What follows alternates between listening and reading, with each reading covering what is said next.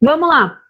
Vamos continuar a medicina da família e da comunidade, depois eu entendi a brincadeira ali do aluno, e realmente, né, eu falo de medicina da família porque, nossa, gente, o contato com o paciente é muito gostoso. Depois que a gente aprende, né, ter essa interação com o paciente, tudo fica mais claro. E uma das nossas funções e reais funções voltadas a isso é a planificação familiar, ok?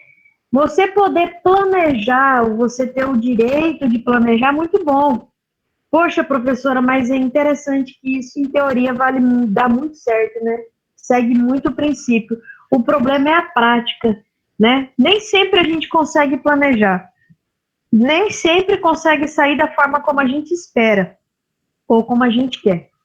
É muito comum também,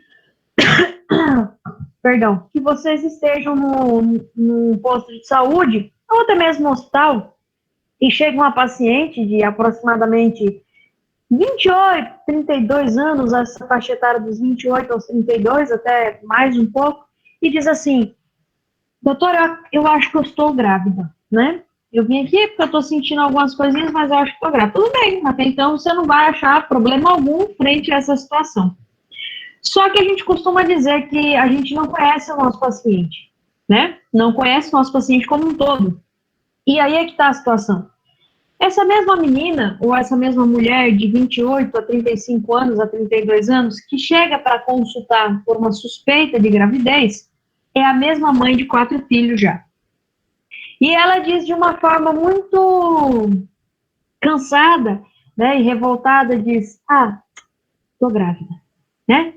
Aí você para e pensa e olha para ela e diz assim, poxa, mas tem tantos métodos, tem tantas formas de você evitar isso, né? Por que de novo? Ou por que tantos filhos? Aí vem aquela questão da gente conseguir separar e entender cada um da sua própria forma. Porque eu já escutei muitos preconceitos de colegas meus de trabalho dizendo assim, poxa, hoje tem internet para tudo. Hoje em dia só engravida quem quer. Tudo bem, é um fato, né? Concorda? Mas às vezes a gente também peca um pouquinho na questão de mostrar as opções.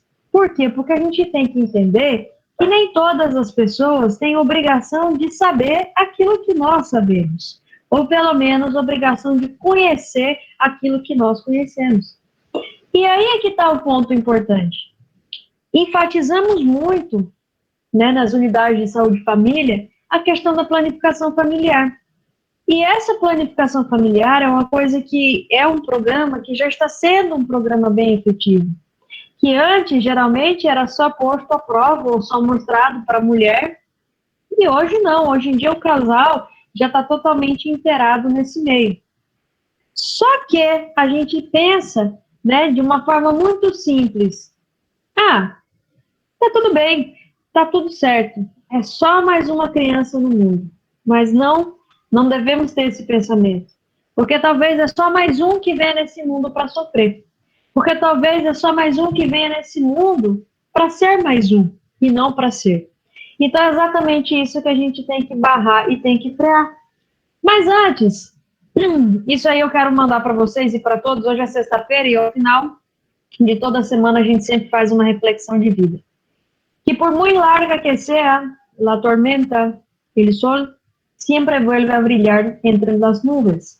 Então, independentemente do problema ou de qual seja o problema, isso serve para mim também, incluso, né? A gente nunca pode esquecer que tem um sol lá atrás que vai brilhar e ele pode, mesmo que aparecer escondido, mas ele nunca vai deixar de não aparecer ou de não estar ali. E isso eu digo em relação a vocês, tá? Que vocês são a fonte na qual faz com que nós, docentes, estejamos aqui. Claro, vocês fazem com que o nosso trabalho seja melhor, juntamente com as pessoas que estão por trás disso. Por isso que hoje eu falei ao início da aula, e aproveitando o ensejo, que eu queria ou quero agradecer muito a Diana e a Karina, porque são duas pessoas iluminadíssimas, que sabem dos nossos problemas e nos ajudam da melhor forma possível, tá? Com isso, a gente para e pensa, será que essa é a quantidade de filhos que eu quero ter? Será que eu quero ter um time de futebol ou será que eu quero só um? só para ter aquela questão da lei da procriação, né? Para eu ter alguém para me chamar de meu, ou para dizer, nossa, como parece comigo. Então, hoje em dia, já está muito mais claro de que as pessoas elas têm o direito de optar pela quantidade de filhos na qual elas vão ter e também têm o direito de dizer quando elas vão ter, ok? E por isso que a gente diz que falar de planificação familiar é você tentar planejar uma boa condição, tentar planejar um bom parto, tentar planejar uma boa situação para todos, principalmente para essa criança que vai vir ao mundo. Se a gente parar para pensar em planificação familiar, tem, né, como um conceito que é um direito básico do casal de decidir de maneira livre e responsável quantos filhos ter e quando ter. Aí vem a controvérsia, né? Nem sempre o que eu quero é o que você quer, ou às vezes nós queremos coisas distintas. E vocês, quando estão num consultório, e vocês são médicos de família, vocês sempre vão escutar: ah, doutora, eu quero um time de futebol, né? Eu quero ter filho a roda, eu quero ter 5, 6, 7, 10, se possível.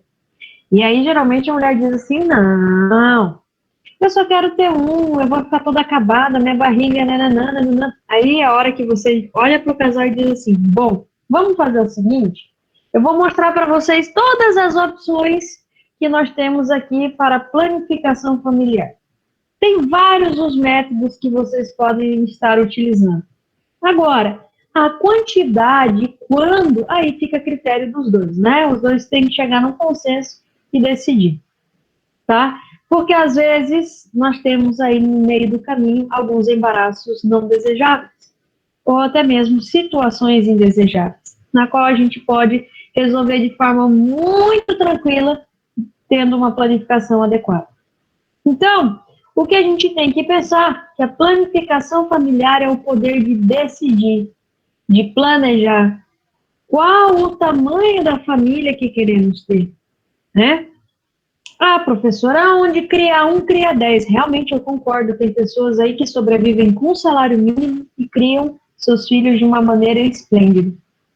Mas tem pessoas que, por outro lado, né, não estão nem aí por essa questão, e aí o problema é muito maior. Bom, cabe a critério de cada um. Mas se a gente pode ajudar, o porquê não?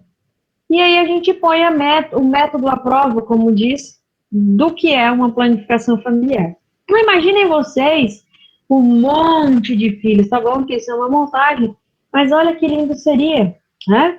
Só uns 70 milhões de filhos. Se um já é difícil, às vezes imagina 10. E aí é uma das formas que a gente diz, uma má planificação leva a futuros conflitos, e é a mais pura das realidades e das verdades, né? Então, por que que a gente fala de planificação familiar? Quais são os objetivos da nossa planificação familiar? Evitar embaraços que não são desejados, regular os intervalos entre esses embaraços, decidir o número de filhos em relação à família e evitar embaraços quando existem enfermidades maternas. Muito importante a gente colocar essa quarta opção aí como um fator evidente. Evitar embaraço, evitar, né? Não estamos dizendo que não terá. Evitar embaraço quando existem enfermidades maternas. O que acontece? Na maioria das vezes, pelo fato de não se ter um planejamento, né? Nós temos um problema muito sério. Por exemplo, se a mãe, né, se essa paciente é uma paciente hipertensa, se é uma paciente diabética, ou se é uma paciente que apresenta, se é soropositiva, por exemplo, né, ou se apresenta qualquer outra complicação em relação à saúde, uma doença autoimune também, a gente tem que ter um cuidado um pouco a mais. Por quê? Nós precisamos preparar esse organismo para poder receber uma gestação. Nós não podemos simplesmente ignorar o fato das patologias e, bom, isso é uma consequência, não. Mas existem formas de evitar certos transtornos lá futuramente, se a gente consegue frear a situação aqui embaixo. Poxa, se essa mãe que é diabética tiver um diabetes controlada, né, tiver um período mínimo de 6 meses antecipatórios antes dessa gestação, a gente puder controlar essa paciente, acompanhar essa paciente, mudar algum hábito, estilo de vida dessa paciente que vá proporcionar uma melhor gestação, por que não? Então, também isso é importante, porque isso pode acarretar consequências sérias futuras. Essa mãe pode padecer de uma atonia uterina, pode sangrar até morrer, por assim dizer, né? Essa mãe pode ter uma hipotensão severa durante o parto e aí vira óbito, entre outros fatores de complicação, certo? Então, é por isso que a gente tem que sempre priorizar os pontos importantes. Regular os intervalos entre embaraço, isso é um fator também complicado. Por quê?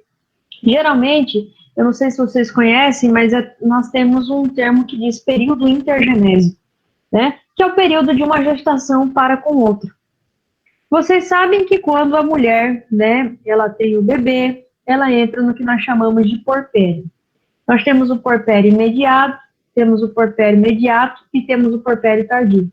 O período de porpério é o período que ocorre várias modificações no organismo, no corpo dessa mulher, como uma involucração uterina, mudanças anatômicas e fisiológicas, tá?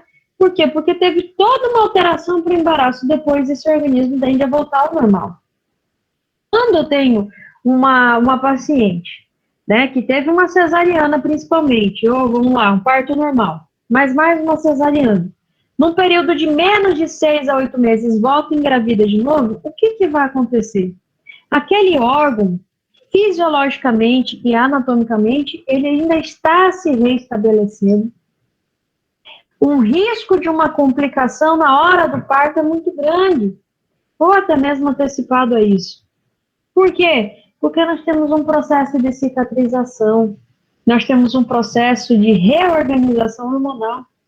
Então, questão desse regular os intervalos entre os embaraços é muito importante, porque mulheres embaraçadas com período intergenésico curto, a gente pode considerar um parto de risco, podemos considerar uma gravidez de risco. Então, nós temos que também tomar cuidado com isso. Decidir o número de filhos em relação a uma família, por quê? Hoje em dia, todo mundo sabe que não é fácil criar, né? E por várias questões, por vários motivos, inclusive financeiro. E, claro, evitar embaraços não desejados. Por que, gente? Porque o número de rejeição é grande, porque depressão pós-parto, principalmente, é uma das patologias que a gente maneja muito em ginecologia, por uma série de outros fatores e conflitos que possam aí interactuar com esse meio. Então, a planificação familiar, dentro da planificação familiar, nós temos algo muito bacana que é chamado de conserreria. O que seria a conserreria? Conserreria é o processo entre o paciente e o médico. É a relação médico-paciente. Nada mais é permitir ao seu paciente tomar decisões que são informadas e voluntárias sobre o seu processo de fecundidade e anticoncepção. Ou seja, você mostra o leque de opções para esse paciente. E a sua paciente diz: não, doutora, de tudo que você me mostrou, né, o que cabe a mim ou o que para mim está certo é isso e isso. Beleza. Então, ela teve, né, a sua decisão informada e ela teve o quê? Ela teve de forma voluntária, né, a sua espontaneidade em relação a tudo, tá?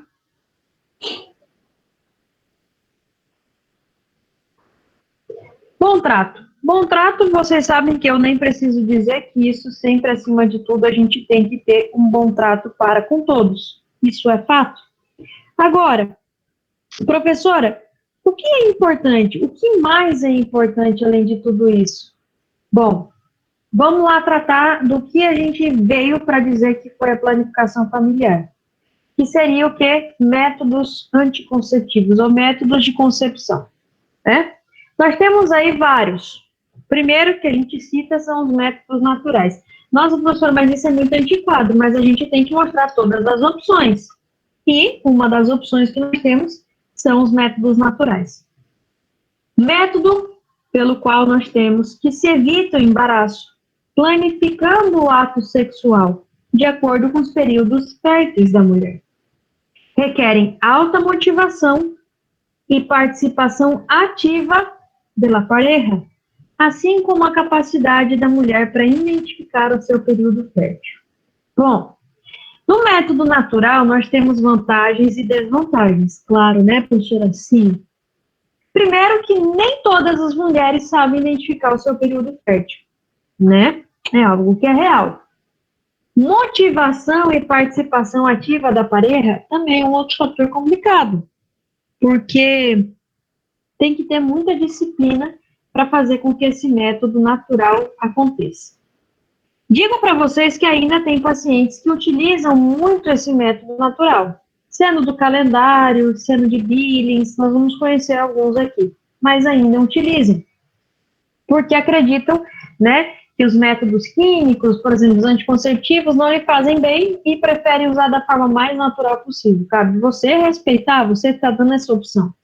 Então, nós temos aí o método do calendário, ou também conhecido como método do ritmo, ou Dioginocaus.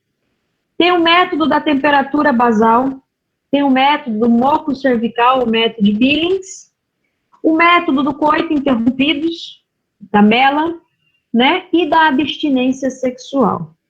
Bom, o último, claro, abstinência sexual é o que seria mais efetivo, mas também, né, a gente sabe que isso é bem impossível de acontecer. Falando de uma forma concreta, a gente tem que esses métodos barra condições habituais de uso brindam, né, uma proteção anticonceptiva de 70% a 80%. Ainda é alto, claro que é alto, se for feito de maneira efetiva. Também temos algumas vantagens. É grátis, está sempre disponível, não tem nenhum efeito colateral, não altera o ciclo sexual, não afeta a fertilidade futura, aumenta a efetividade segundo melhora a comunicação entre as parejas, porque ambos vão ter que conversar e chegar num acordo, né, na situação real. E, claro, é mais efetivo que não usar nenhum método anticonceptivo. Isso é fato. Melhor que nada. Mas também, se a gente pôr na balança, encontramos as desvantagens. Claro, não protege contra enfermidade de transmissão sexual. Aí está o primeiro problema. Porque... Oi? Acho que alguém ligou o áudio sem querer, né? Bom, aí está o primeiro problema, por quê, professora? Porque, infelizmente, gente, ainda tem pessoas que acreditam que camisinha é só para não engravidar, né? E esquecem que, por exemplo, nós temos as famosas enfermidades de transmissão sexual. O número crescente de sífilis assusta, né? Incluso o número crescente de pacientes que apresentam quadro de sífilis terciário. Apresentam neurosífilis. Mas, professor, ainda nos dias de hoje, sim, ainda nos dias de hoje.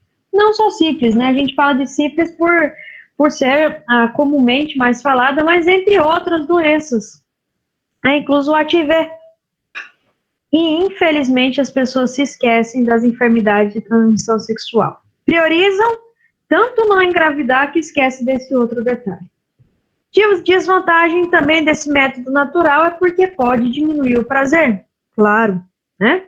Requer com que a pareja masculina tenha a habilidade de precedir a ejaculação, pensa, e exercer o controle sobre a mesma. Pois então, né, a gente diz que depende aí da boa vontade do companheiro. Menos efetivo, com menos experiência sexual e menos efetivo, claro, que outros métodos. Mas então, professora, para que a senhora vai dizer isso aí, que é um método de planificação familiar? Porque nos cabe falar todas e qualquer possibilidade possível e imaginária. E essa está dentro de uma delas. Bom, O primeiro que é conhecido ainda, se utiliza, é o método do calendário ou do ritmo, né? O método do calendário. Mas ainda, professora, o famoso método da tabelinha ainda é utilizado? Ah, ainda é utilizado, tá? Pensem que não, mas ainda a gente fala desse método. Então, vocês sabem, né, como é que funciona o método do calendário, dependendo aí do período da mulher. Então, ela conta em relação a todo o seu ciclo ovulatório, a todos os períodos, tá? E aí, ela sabe o período onde ela está fértil e o período onde ela não está fértil. Ah, professora, é uma segurança? Não, nenhuma. A gente não está dizendo que é um método seguro, mas muitas ainda utilizam. Ok, cabe respeito. Método da temperatura basal, né? Como que a gente fala de temperatura basal? Qual que é esse método da temperatura basal? Vamos entender o seguinte, quando eu falo de método da temperatura basal, quando a mulher ela está no seu período, né? Quando ela chega no seu ciclo ovulatório, quando ela está no seu período mais fértil, dizem, e isso é fato, né? Não é que só que dizem, é fato que nossa temperatura, ela tem 3 graus de acréscimo em relação à temperatura corpórea normal. Só que esse método da temperatura basal, né, você pode usar um termômetro simples, pela cavidade oral ou pela cavidade vaginal, e ver a temperatura. Se eu tenho 3 graus a mais do considerado normal, significa que eu estou no meu período fértil. Tá? Então, eu tenho um aumento da minha temperatura basal. Isso significa que naquele período, se eu manter relação sexual, vou engravidar. Mas é um método que a gente aconselha que tome um pouco de cuidado, porque às vezes essa mesma paciente pode estar com alguma alteração ou relacionada a um processo de uma outra enfermidade, e isso mascarar, né, o aumento dessa temperatura, ou pelo menos estar com essa temperatura realmente aumentada, mas não está no seu período de maior fertilidade. Acontece. Então, né, sabemos aí que não é tão eficaz. O outro, que eu até acredito que é utilizado, porque eu pelo menos, eu já tive algumas pacientes que falaram, não, eu utilizo muito o método de Billings. O que é esse método, professora? Né? Como que funciona Billings como método anticonceptivo? A gente diz que é conhecer o calendário dos dias férteis, tá? O método considerado de ovulação de Billings é o método no qual as mulheres, elas usam o muco vaginal para determinar a sua fertilidade. Então, esse método, ele não depende da presença da ovulação. Ao invés disso, ele identifica padrões de fertilidade potencial e infertilidade óbvia, né, dentro do seu ciclo, seja qual for o seu comprimento. Ah, tem efetividade? Funciona? Então, aí depende muito, né, se a paciente tem o controle em relação ao espessamento, em relação a esse muco, tá? Eu até esqueci de colocar, mas tem uma tabelinha muito, muito bacana, depois eu coloco para vocês e mando o slide mais arrumadinho, que é um método do período, né, onde nós temos o período em que é utilizado, onde está mais seco, onde está mais úmido, onde esse muco pode estar um pouco mais espesso. Se vocês procurarem, vocês vão ver aí que é como é que eu posso dizer? Como se fosse uma tabela redondeada, e aí diz o período infértil, né, que é o período da menstruação, quantos dias, tem o período infértil, que é um período seco, sem muco, e tem o período fértil, que é o período considerado que apresenta um muco vaginal. Deixa eu colocar para vocês que eu explico melhor. Vocês me permitem só um tempinho para eu colocar aqui para vocês?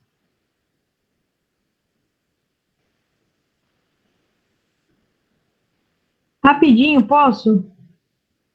Vai lá, professor. Qualquer outro motivo. Isso vale lembrar que diz respeito não só à questão de ambos, como a questão religiosa, talvez, que influi nesse método, nesse meio, e cabe a gente aceitar, com certeza. Mas, quando você for estar lá no seu consultório, né, atrás da sua mesa, você vai ter que dizer aos seus pacientes que essa é uma opção.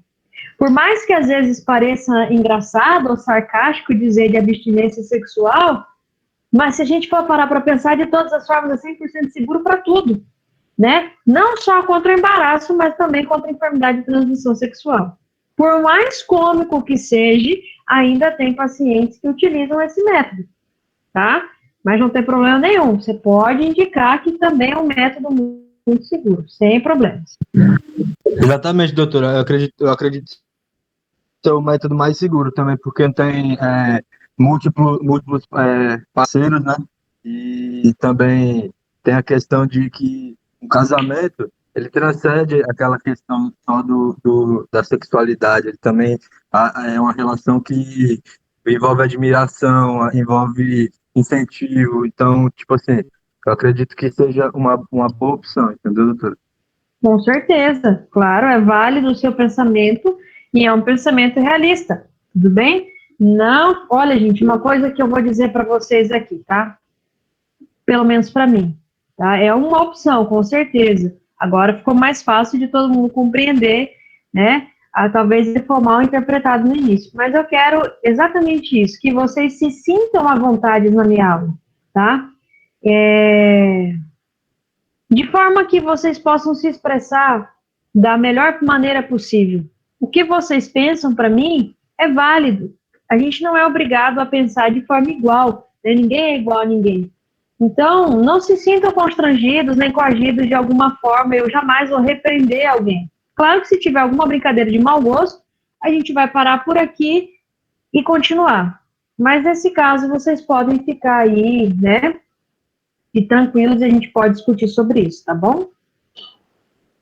Doutora, eu falo por experiência própria mesmo. Pronto. Aceita, Henrique, sem problema nenhum, né? É uma coisa que para você tem uma prioridade. E é a mesma coisa, é como se eu estivesse te vendo como um paciente meu agora. Se é um desejo, se é uma vontade sua, e se isso vale fazer bem, por que não? Eu estou ali para te apoiar e para te aconselhar. Mas aí é o que vem a questão da conserreria. Cabe você decidir de forma voluntária e espontânea aquilo que é melhor para você, certo? Bom, continuando ali em relação ao método moco cervical ou de Billings, né, a gente fala, eu não sei se vocês já viram essa tabelinha, mas essa tabelinha aí é muito utilizada. Ficou um pouco estranho a imagem, mas dá para vocês entenderem.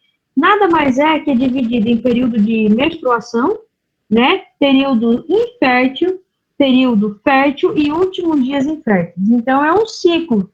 Coloca a idade desde o dia do pico inicial, né, do dia fértil, ou seja, da fertilidade crescente, até o momento do fim dessa fertilidade, tá? Isso vocês podem achar, por exemplo, né, professora, como seria isso? Infértil no período da menstruação, e algumas tabelinhas vão do 1 ao 7, certo? Aí o período fértil, considerado do 8 ao 19º dia, isso estou falando de uma forma simples, tá? E o período infértil, do 20º dia ao 26º até 30, 31 dias, se é que tem um mês, ok? Então, várias opções de tabela têm em relação ao moco ou método de Billings, tá? Isso daí também depende muito do que você vai seguir. Bom, aquela imagem, essa aqui que seria a imagem do início, né, já que não ficou muito legível, aqui está dizendo seco, denso e pegajoso, significa que é não fértil. Aqui está dizendo cremoso e pegajoso, não fértil. Aqui diz opaco e flexível, semifértil. E quando está, né, na verdadeira clara de ovo, por assim dizer, como todo mundo diz, aquoso, que é flexível, né, que simila a clara de um ovo, aí, meu querido, é muito fértil. Então, exatamente isso a gente ensina aos casais, incluso a gente tem uma tabelinha dessa, uma foto, pelo menos eu tinha uma foto dessa impressa no consultório, e mostrava. Por quê? Porque não é todas as mulheres ou todos os casais, os parceiros, que têm essa noção. E cabe a gente estar orientando da melhor maneira possível. Tá? Então, esse pensamento desse muco, né, e a consistência e também a coloração valem muito. A mela. A mela é também uma questão muito discutida, que é o método de lactância menorré, tá? Que é um método anticonceptivo que se embasa no estado de infertilidade natural que se associa à lactância materna exclusiva. Bom, detalhe, Meus filhos, vale lembrar que a lactância materna exclusiva, ela tem que ser de forma criteriosa até os 6 meses de vida desse bebezinho, tá? Então, até os 6 meses, supostamente, a gente diz que é o método que brinda com a MELA, que é a lactância amenorréia. Mas, para a MELA ser efetiva, essa criança tem que estar em lactância materna exclusiva. Lá com 5 meses, se você começa a dar uma papinha, mais uma outra coisa para essa criança mais pastosa, mais sólida, já o OPA perde eficácia. Tá? É muito comum, né, você encontrar lá uma gestante, vamos supor que ela está ainda, né, no seu período de um porpério tardio, passado um tempo, o bebezinho lá não tem nem 4, 5 meses, mantém uma relação sexual e, bum, de repente engravida de novo, tá? Segundo estudos, a MELA está muito associada com a quantidade de mamadas que essa mãe dá. Por quê, gente? Porque com toda a questão hormonal, com toda a liberação hormonal, né, a gente diz que a prolactina ela vai inibir algumas hormonas, justamente hormonas que estão envolvidas no ciclo ovulatório, tá? E é claro, quanto maior a demanda de prolactina, a gente sabe que é o método mais anticonceptivo que tem. É que a mulher fica numa infertilidade natural, porque bloqueia e diminui outras hormonas. Mas só é efetivo quando eu faço relação à lactância materna exclusiva. Caso contrário, pode ter certeza que há uma grande probabilidade de embaraço, tá? E critérios que devemos reunir. Não retorno da menstruação, em relação à MELA, tá? Não retorno da menstruação, lactância exclusiva e não haver transcorrido mais de 6 meses. Então, a MELA é eficaz até o 6º mês. Passado disso em diante, bom, não fica na esperança de que vai ser um método eterno até o seu filho parar de mamar. Porque se depender de certas crianças, tem criança que mama até os 3 anos.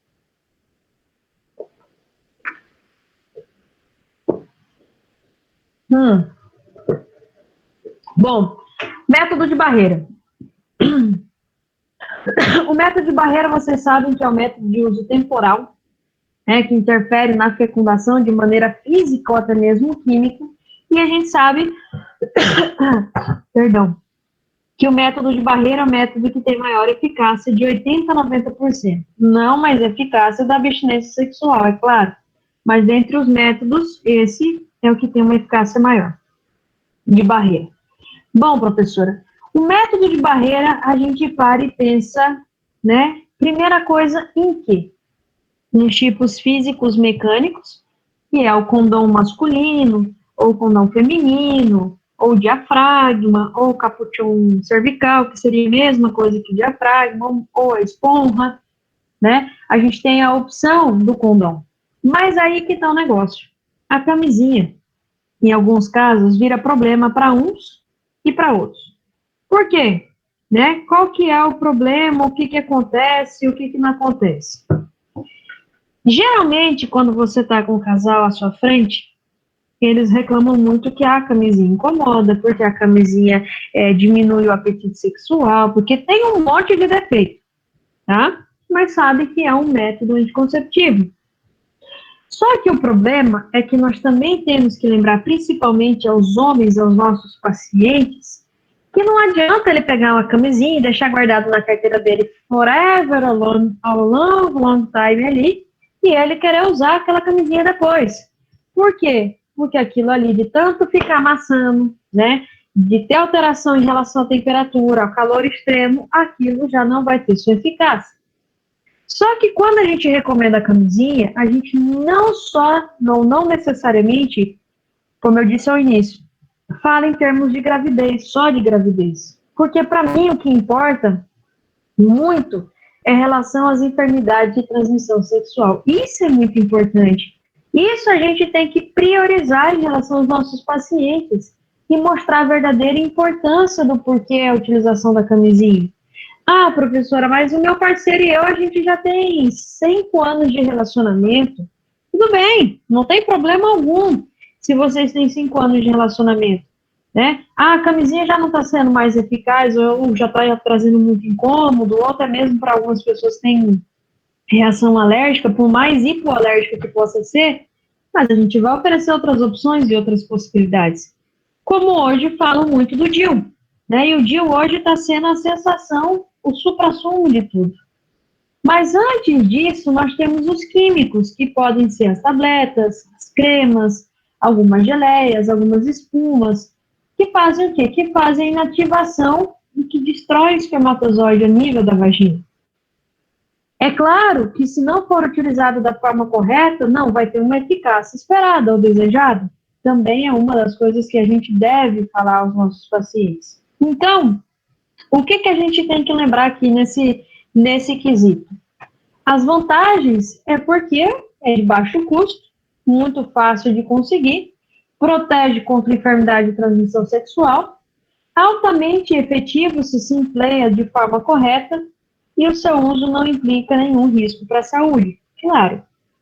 Mas a desvantagem é que requer muita responsabilidade do homem e da mulher, pode romper e ocasionar um embaraço, pode ocasionar reação alérgica, pode diminuir a sensação ao colocar, que é o que a grande maioria dos pacientes fala, e não deve ser exposto ao calor, ao armazenamento prolongado. Bom, beleza. Hoje, né, a gente fala muito do DIU. Dá uma opção, primeira opção, senão que a primeira será o DIU. O DIU, gente, quando a gente fala de DIU, né, por que DIU, professora? Como assim? O famoso dispositivo intrauterino. É um pequeno dispositivozinho que põe no útero para evitar o embaraço. É algo duradouro, reversível, e a gente diz que é um dos métodos, hoje em dia, anticonceptivos mais efetivos que existem, tá? Então, nós sabemos aí que é um dos mais indicados. Eu não sei se vocês sabem, mas existem 5 marcas diferentes de dispositivos intrauterinos que são aprovados, tá? E é claro que a gente fala que existem duas composições conhecidas, que é o famoso DIU de cobre, tá bom? E o famoso DIU de Mirena, ou de escala, tá? Professora, qual é a diferença, né? O que a gente fala? O DIU de cobre, ele trazia muito sangramento, e as mulheres tinham muita cólica. Enquanto que o DIU de Mirena, a gente usa, nesse DIU, a composição, a gente fala que tem a hormona de progestina, protege contra o embaraço. E a progestina é um hormônio muito similar à progesterona, tá? E o Mirena, ele funciona até por 7 anos, enquanto o DIU de cobre ele já tem uma duração de 12, ok? Tem uma eficácia muito comprovada. Então, o que acontece? O que eu posso dizer para vocês mais em relação a isso? Em relação ao DIU de Mirena, que a maioria das mulheres e meninas perguntam, além de evitar o embaraço, né, de várias maneiras, como, por exemplo, faz com que o moco do coelho uterino, né, que seria a parte mais baixa do útero, ele fique mais espesso, bloqueando e atrapalhando o esperma na sua entrada. As hormonas, né, elas também vão evitar com que os óvulos eles saiam dos ovários, para que não haja período de ovulação. E claro, se eu não tenho ovulação, se eu não tenho esperma, isso aí não pode ter nenhum processo de fertilização, então o embaraço de forma nenhuma não ocorre. E ele não traz dor, não traz sangramento, se tem um sangramento mínimozinho ao início, então é o mais utilizado, tá? Muitas pacientes já me perguntaram, professora, o DIU, ele pode ser usado como anticonceptivo de emergência? Pode, tá? Principalmente o DIU de cobre, ok? Ele funciona muito bem como anticonceptivo de emergência, não sei se vocês sabiam disso. Se a gente põe aí nas seguintes 120 horas, ou seja, 5 dias depois de ter sexo sem proteção. Tem uma eficácia de 90%, mas é claro que a gente não pode aí dizer de uma forma efetiva se é 100% que essa mulher ela não vai embaraçar, ok?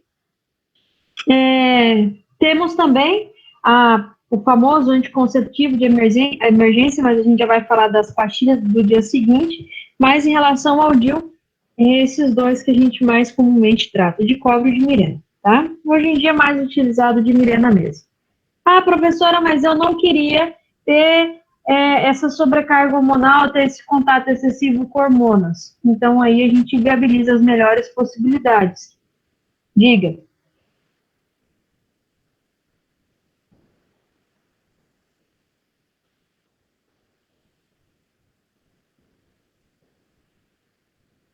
Pessoas, só um pouquinho, vou só terminar aqui e a gente conversa aqui no chat, tá? É porque estou vendo bastante conversa aqui do lado, mas eu não consigo acompanhar na mesma hora que vocês, e daí isso pode dar um probleminha. Ok? Então, nós temos aí, né, o que seria o nosso famoso DIU. Ok? Bom, temos os métodos hormonais, né? O famoso anticonceptivo de via oral, anticonceptivo injetável, pílula de emergência, anticonceptivo subcutâneo. Só que aqui eu sempre digo que eu falo que é um problema muito grande. Por que é um problema? Porque geralmente as mulheres têm a famosa questão de confiar na amiga ou no farmacêutico, né? Ah, minha amiga está tomando tal anticonceptivo, então eu vou tomar esse anticonceptivo e pronto, tá tudo certo, resolvido. Para ela, resolveu, ela não engordou, né? Porque a preocupação é tomar anticoncepcional e engordar. Na realidade, gente, nenhum anticonceptivo vai te engordar 10, 15, 20 quilos. Porque você pode ter o quê? Um acúmulo de líquido, né? Isso você pode ter, uns 2 quilos a mais, ou se engordar e tal. Porque o anticonceptivo, por si só, ele aumenta a retenção de líquido. Beleza. Mas o problema é que as mulheres, atualmente, fazem o uso dos anticonceptivos sem sequer conhecer a sua taxa hormonal. E não é qualquer anticonceptivo que eu possa tomar. Eu tenho que tomar um anticonceptivo que eu necessite ou que eu tenha uma deficiência de certa hormona ou que eu possa equilibrar com outra hormona. E mais que isso, eu preciso saber também se eu tenho alguma probabilidade genética de desenvolver algum outro problema futuro, né? É o que a maioria, hoje em dia, das mulheres tem muito medo do tromboembolismo. Ah, professora, não vou tomar anticonceptivo porque eu tenho medo de ter trombose. Oh, mas espera lá. Primeiro precisamos saber se você tem uma probabilidade genética para isso. Por isso que tomar anticoncepcional não é assim como ir lá na farmácia comprar uma aspirina, né, que todo mundo pensa que é, tá? E lembrar também a paciente de vocês que o anticonceptivo ele deve ser feito de forma efetiva, ou seja, tomar todos os dias. Ele precisa seguir o seu ciclo, senão ele não funciona, ele não tem a efetividade necessária. Ok? Ô, professor. Oi. Acontece muito também esse negócio de balcão, de farmácia, porque, por exemplo, principalmente meninas, 14, 15, 16 anos, que têm medo de falar com os pais e de ir ao médico, vai no papo da amiga e recorre ao balcão da farmácia para começar a tomar essas pílulas, né? Pois é isso que eu estou dizendo. É esse um dos problemas que tem. É a mesma coisa, sabe o quê? O famoso anticonceptivo de emergência, né?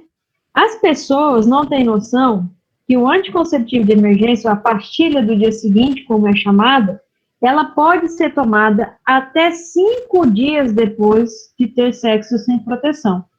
Mas olha que é um assunto interessante. Ela abaixa o risco de embaraço, né? Não é que ela possa evitar de forma total o risco do embaraço. Porque eu já tive pacientes que tomaram a pílula do dia seguinte e engravidaram.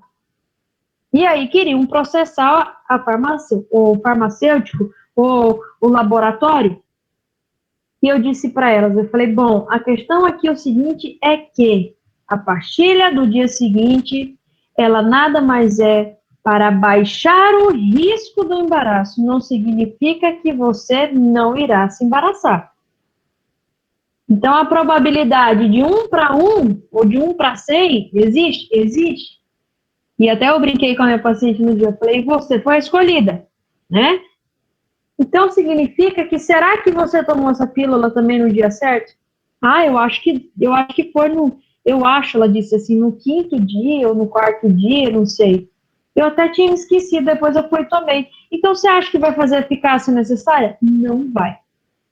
Então, por isso, essa questão do anticoncepcional é uma coisa que eu brigo com as minhas pacientes. Eu falo, gente, isso daí não é vitamina C que você vai lá e compra e toma. Né? Professora, mas eu tenho medo de trombose. Mas espera lá. Vamos viabilizar, vamos fazer um estudo com você primeiro para ver o que eu posso te dar. Eu não sei se ela tem uma síndrome do ovário policístico, eu não sei se ela tem uma probabilidade de um mioma uterino, ou se ela tem uma endometriose, né? Dependendo da hormona que ela for consumir a mais, vai trazer muito malefício. Então, a gente tem que estudar todos os casos. Então, sempre lembrem que isso daí é um motivo de muita discordância em consultório. O mecanismo de ação, claro, anulação do pico ovulatório, inibição da ovulação, né? Modificação da motilidade das trompas e da contração uterina, alteração da composição do muco e alteração da estrutura do endométrio. Esse é o mecanismo de ação. E, claro, a gente também tem os métodos definitivos. A vasectomia. Lembrem que vasectomia não é uma castração, porque tem homem que tem pavor de ouvir esse nome, vasectomia, tá? Não vai ter afetação de testículo. Vocês têm que explicar que a vasectomia só é o quê? A interrupção da via condutória. Como? Corta, né, o conduto deferente, justamente para que o esperma não consiga chegar lá na vesícula seminal. Então, é a mesma coisa que a ponte quebrou. Dá esse exemplo que sempre funciona.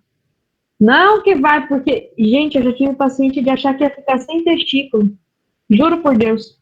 Porque a mulher exigiu que ele ia fazer vasectomia. E ele estava correndo do consultório com medo desse procedimento, tá? E daí você explica ao seu paciente que também isso não tem uma afetação com desempenho sexual nenhum, não vai atrapalhar nada em relação a isso. Só que a vasectomia, né, a gente diz na oclusão bilateral dos condutos deferentes, mas a gente tem que lembrar, gente, que tem um período pós-vasectomia que o paciente tem que tomar cuidado. Por quê? Porque aquela condução, né, aquela via de condução que é o conduto deferente, já conduziu o esperma até a vesícula seminal.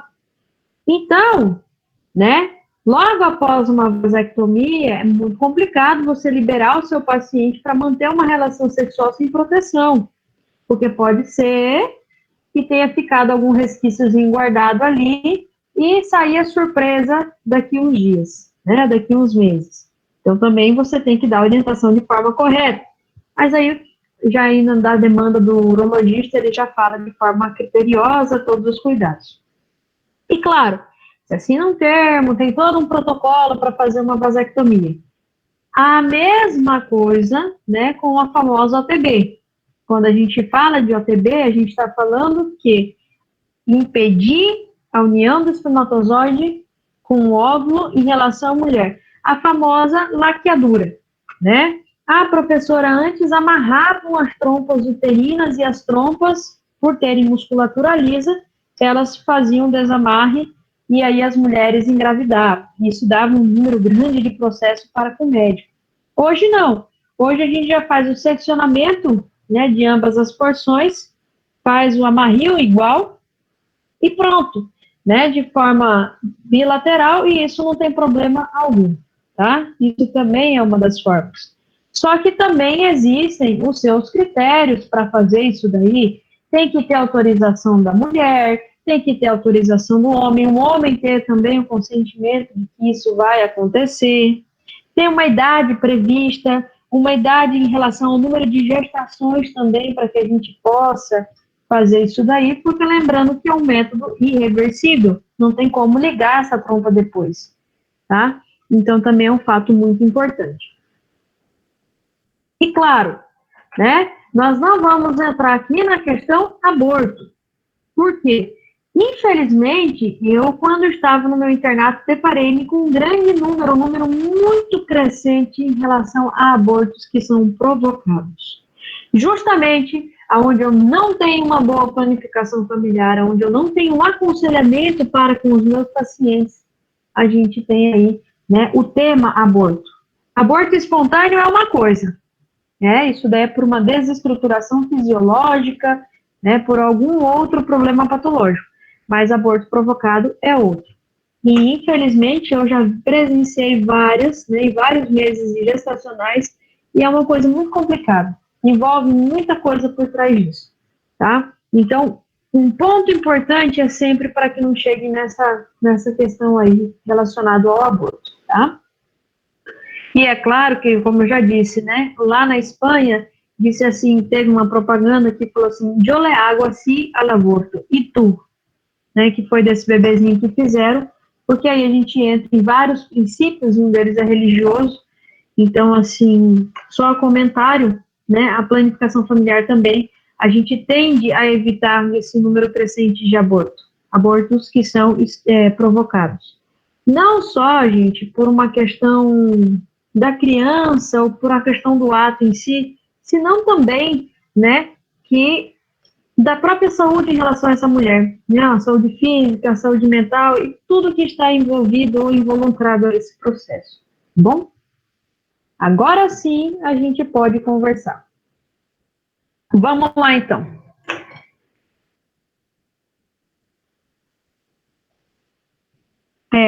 Realmente, Mirna, o que é engraçado dos nossos pacientes é quando eles falam, eu acho, ou pode ser, ou talvez, ou não me lembro, você já pode ter certeza que quando tem essa dúvida é porque não funcionou. Vamos lá, alguém quer falar alguma coisa? Eu vi várias conversas no chat aqui. Professora. Oi. A minha mãe tem uma amiga, e a nora dela, a minha mãe tem uma amiga, e a nora dela engravidou do primeiro filho dela, que estava amamentando. E por estar amamentando, ela achava que não poderia engravidar. Uhum. Ela engravidou, mas como ela é gorda, ela achava que só estava gorda mesmo. E levou os 9 meses da gestação, foi pro hospital pensando que estava com Covid, porque ela estava com febre, estava passando muito mal, sentindo muita dor, pensando que estava com Covid. Quando chegou no hospital, ela foi no banheiro, na hora que foi no banheiro fazer o xixi, o neném caiu dentro do vaso. Ela descobriu que estava grávida quando o neném já caiu dentro do vaso, chegou a enfermeira, todo mundo preocupado. Olha, por mais cômico, Isa, que pareça essa história, eu já escutei algo muito parecido e vivenciei algo muito parecido com uma paciente minha, né, que chegou para fazer uma consulta achando que estava com um tumor na barriga. E isso ela já devia estar entrando para o 8º mês de gestação. E aí ela sentiu uma pontada muito grande. E ela falou assim, meu Deus, deve ter estourado esse tumor dentro de mim. Porque ela via que a barriga estava crescendo e ela estava amamentando justamente nesse processo, né, da famosa mela. Mas aí a criança já tinha 6 meses e meio, não estava na lactância materna exclusiva, já não passa a ser mais eficaz, né? O que acontece? Quando eu fui fazer a palpação, eu falei para ela, você tem certeza que você não está grávida? Não, doutora, o que é isso? Eu falei, vamos fazer uma ecografia aqui rapidinho. E lá tinha um aparelho de ecografia no hospital, bem simplesinho.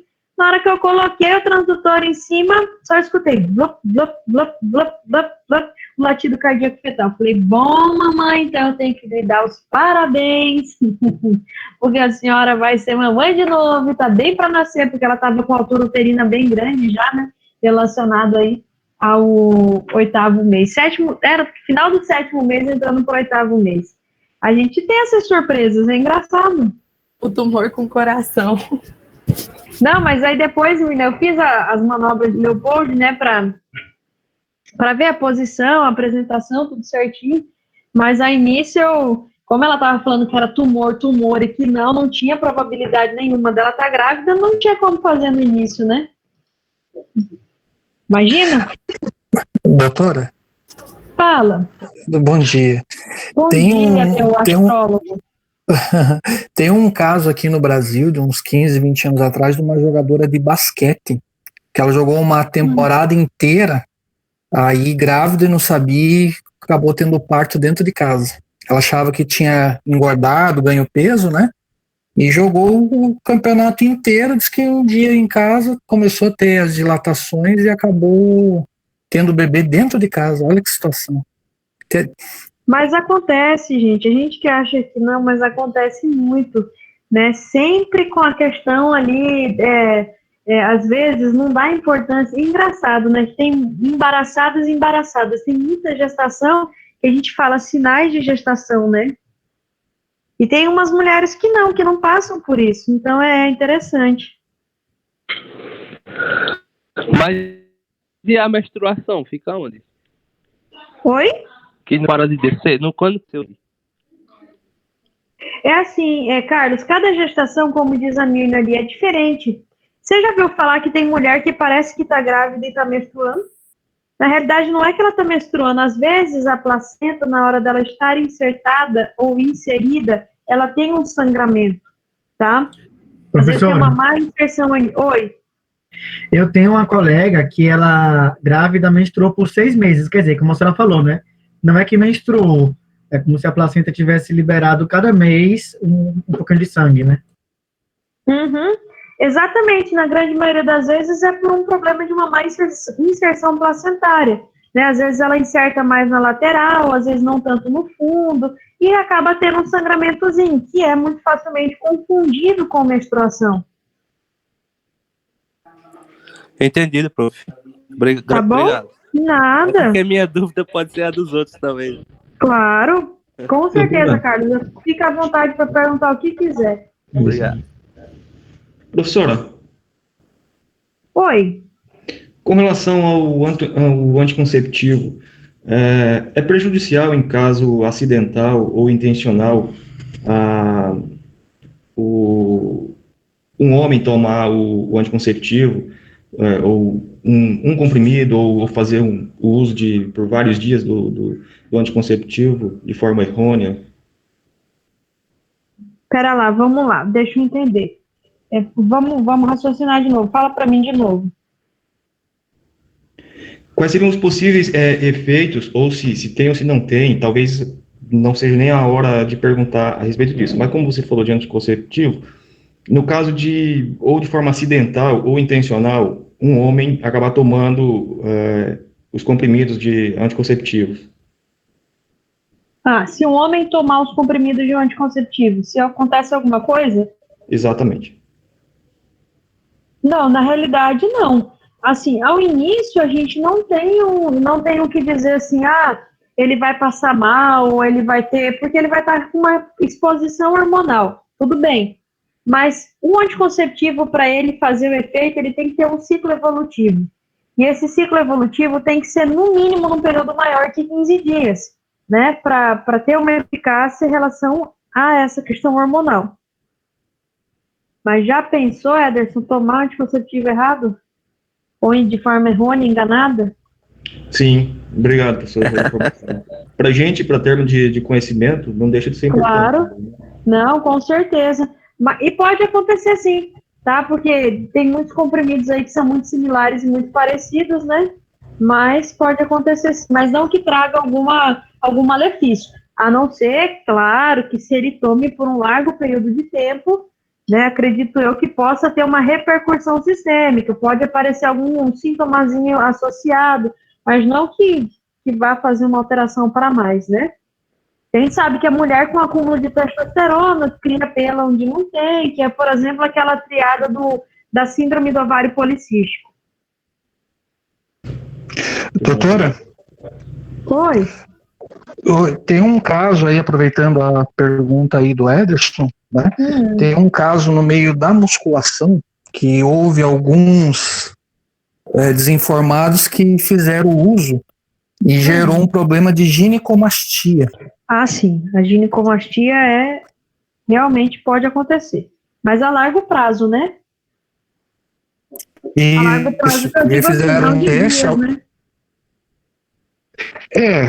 A curiosidade, às vezes, sem um estudo científico, leva a alguns efeitos contrários, né?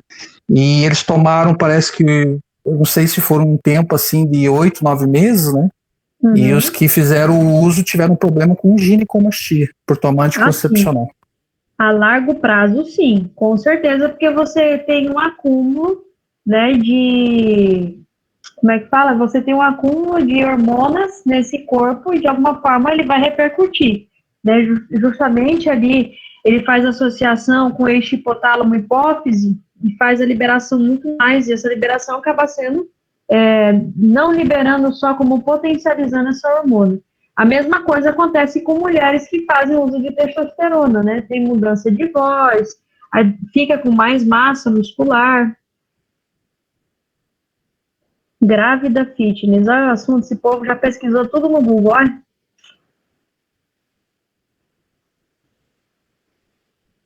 Vocês são demais, essa turma é bacana, hein? Ô, professora, Oi. falando de vasectomia, teve um caso na minha cidade que o marido fez e com um decorrer do tempo, né, a esposa engravidou. E aí teve uma maior polêmica, o marido quis separar da esposa, tudo, só que ela comprovou que o filho era dele. Ai, meu Deus, eu já ouvi falar isso, justamente pelo fato de que nós temos, né, que depois de um processo de vasectomia, pode-se ter um armazenamento do conteúdo específico na vesícula seminal. Com certeza isso pode acontecer. É aquela famosa história, né, gente? Você bloqueou uma via de condução, mas não significa que o que foi armazenado ali foi tirado. Então, ainda existe a possibilidade de que as primeiras, né, relações sexuais depois de um procedimento de vasectomia ainda mantenham resquícios e, claro, uma possível gravidez. Mas até, né, Anderson, que prove que um focinho de porco na tomada, Nossa, como deu diz o ditado, maior rolo familiar, imagina, né? já é filho do pessoas, assim, padeiro, do de alta açougueiro. sociedade. Professora, Oi.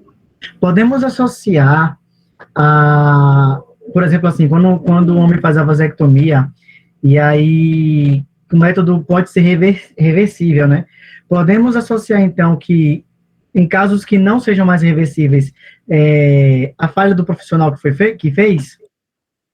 Não sei se a senhora entendeu minha pergunta ou se ficou confusa. Não, você me disse da vasectomia ser algo reversível, isso?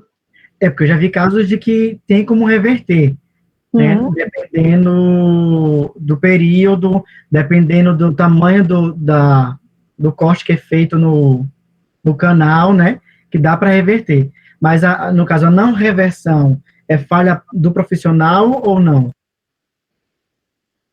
Bom, então, eu acredito que o que a Tati colocou ali é um fator importantíssimo, né? A gente tem que lembrar, gente, que o tecido, ele chega a um dado momento, a um dado tempo, que ele passa a perder aquelas células que ali estavam contidas, né? Não perca celular de morte dessa célula, senão que elas diminuem a sua capacidade funcional. Então, pode ser, eu acredito que tenha um tempo que você pode aí fazer essa reversão. Por isso que tem que ser muito explicado, né? Eu também procurei muito em relação a isso, e a gente diz que, eu não sei se vocês sabem, né, ou já ouviram falar, mas é só por uma questão de curiosidade para chegar nesse seu assunto, que quando se faz a vasectomia, geralmente eles aconselham, os urologistas aconselham que cerca de 60 dias após o procedimento cirúrgico, o paciente ele é orientado a colher um esperma, né, fazer um espermograma, para garantir a eficácia desse procedimento. Então, aí a gente deve lembrar que nesse período de 60 dias, como eu disse, esse paciente ele deve usar uma outra forma de contracepção. Mas, o que acontece? Vale lembrar, quando a gente fala em procedimento reversível, nós temos que entender que sim, é reversível, mas nós temos que lembrar que existe um tempo para essa reversão, tá? Depois lá de uns 6 anos, é impossível você fazer uma reversão de uma vasectomia, mas tem sim.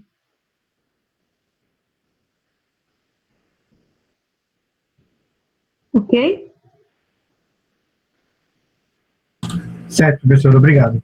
Só que vale lembrar, Ítalo, que o procedimento de vasectomia até então é simples. Agora, o procedimento de reversão é bem complexo.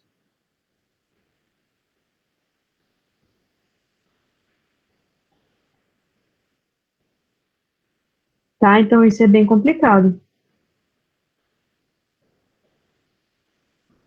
Certo?